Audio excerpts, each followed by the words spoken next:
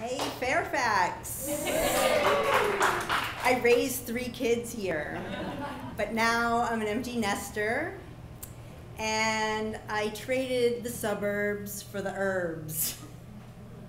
So it's the first time I've been living in the district since I was a student back at GW. I went to undergrad and law school there. Some folks in the audience went to school with me, woohoo. It was really like marvelous memories of going to college in our nation's capital. Spectacular social life, but really confusing laws. When I went to school back there, the drinking age for beer and wine was 18, but it was 21 for hard alcohol. Of course, pot was illegal, but half the GW students got high, while the other half were afraid to inhale because they did not want to jeopardize their plans for running for office one day. It's really interesting how the law can influence someone's behavior, you know? So now I live back in this same neighborhood, and I moved to a new condo. I have this new friend, Kim, and we visit each other's apartments. We hang out up on the roof, and I have to tell you, it's really awesome. It's kind of like I've gone back to a college dorm, only this time in style. And I'm here in this neighborhood, and as I walk out the door, everything is new, even though it's just 11 miles away from here. New sights, new sounds, new smells. You know, the smells, it's really kind of interesting. I walk out of my building, and wafting through the air are, you know, fragrant gardens and really aromatic coffee and pungent pot. And it's legal. Okay, so the first time my friend Kim and I, by the way, Kim is really great. She runs this organization called the Future Business Leaders of the District, and it's a teen program for, you know, for DC teens. But the first time we walk out and collide with a cannabis cloud, she starts joking about opening a shop called a cannabusiness. Okay? And I start cracking up, and I say, you know, that's a great idea. You know, after all, I have 3 kids in college, and every semester, every semester, 3 bursar bills arrive, and enough bucks to buy a BMW Bolt out of my bank account. It's crazy. And then she kind of winks at me, and she says, well, what about a nonprofit? For your generous donation, we will deliver 1 ounce. We can call it Doobies for Donations. All right, it's a joke. It's a joke. But it catches my interest, you know? And I go home and I research, as I do often. I research what the DC law actually allows. And here's what I learn when I look at the DC code.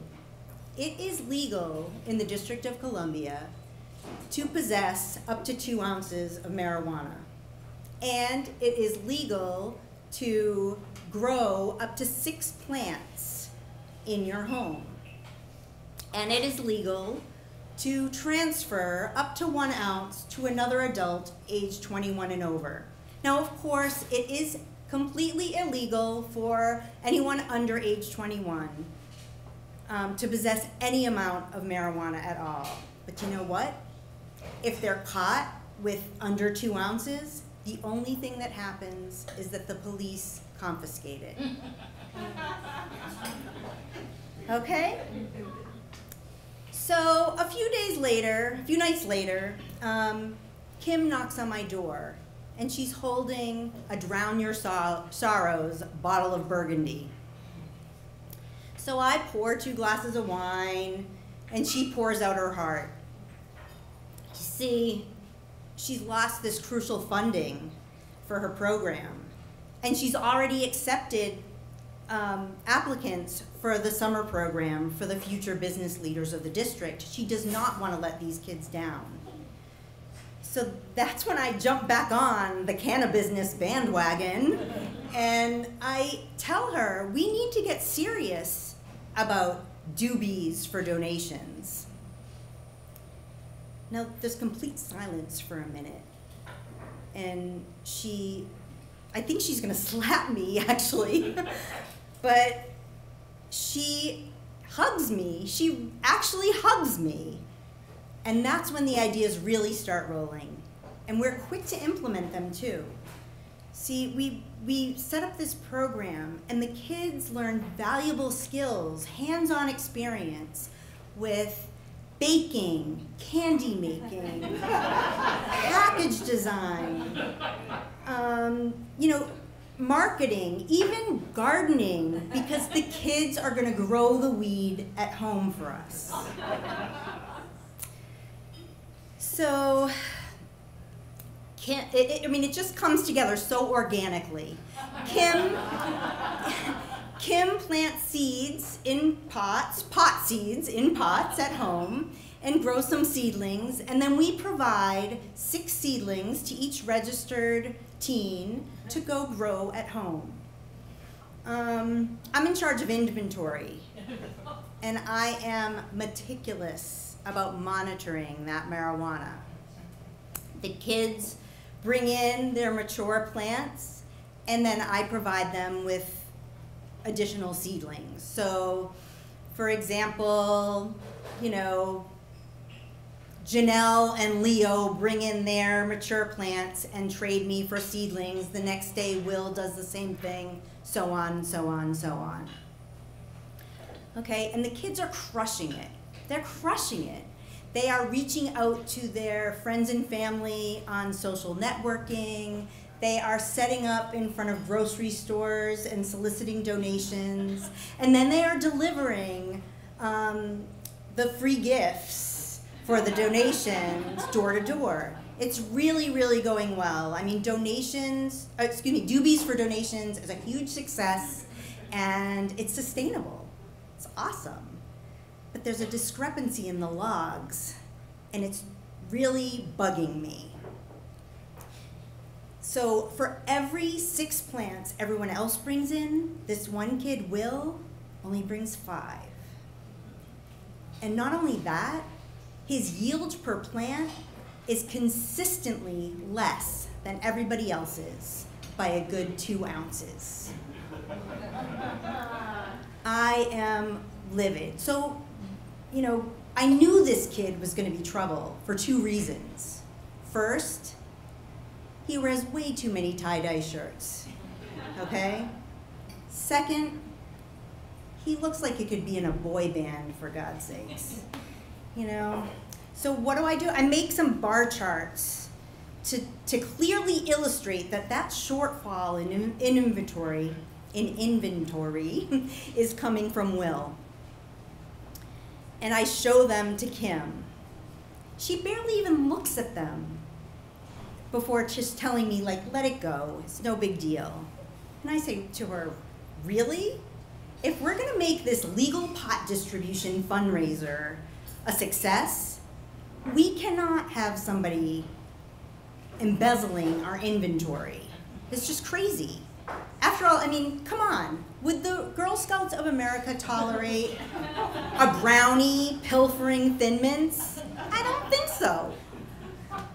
But she was hearing none of it. She just said, let it go. It's too much trouble. It's not that big a deal. The conversation was going nowhere, so I dropped it. The conversation, that is. The issue I could not drop. It was haunting me all night long.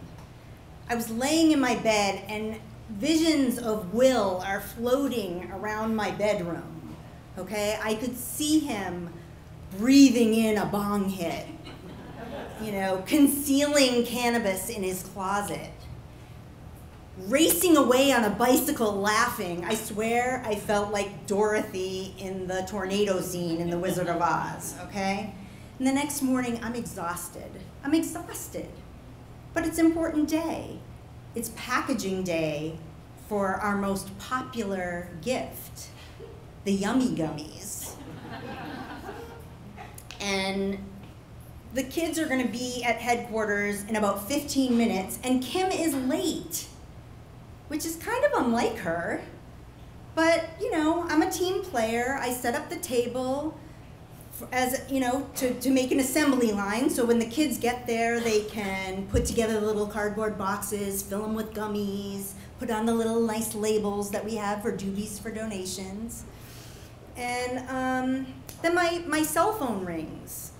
And I look at it, it's a 202 number, DC, so I answer it, and it's Kim. She's been arrested. The feds raided her condo. It turns out the federal law still prohibits marijuana in DC. They confiscated all of the seedlings that she was growing, and get this, she's been charged with a felony for cultivating up to 50 plants, marijuana plants, and she's facing at least 5 years in jail. She needs $20,000 bail now. I am freaking out. I'm sure she's freaking out too, but I hang up the phone, and man, I don't know where I'm gonna find that kind of money. I just paid 3 fall tuition checks. My bank account is spent. My credit, my credit ceiling, is at its ceiling, my credit line, because I just bought this frickin' condo. I don't know what I do. I'm frantically running around. I'm looking through the records at headquarters to see if I can find the bank account for this program. And I do find it, but there's nowhere near enough money in there to bail her out. And as I'm in full freak out mode, in walks Will. Okay? And I'm looking at him. If this twerp hadn't robbed us, I am sure the fundraising funds would be large enough to cover this, or at least close to it. And I am pissed.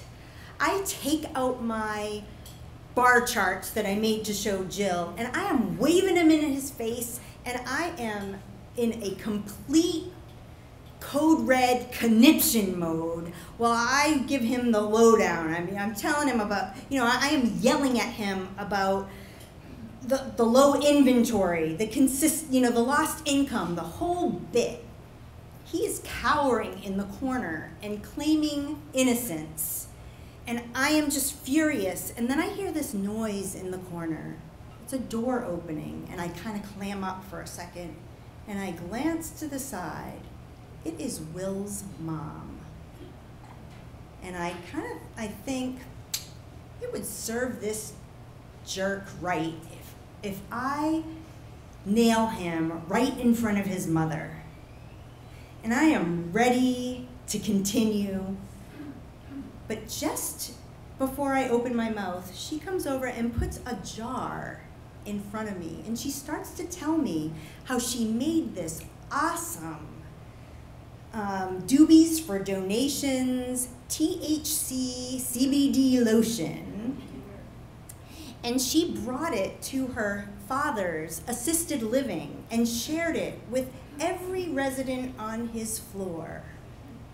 And those old folks were so happy after they put on that cream that they got together and they all decided that they would make generous donations to the future business leaders of the district so that they could be happy and they would support these great kids. And then she puts down this stack of bills on the table, and it is more than $20,000. So I guess I can bail Kim out after all.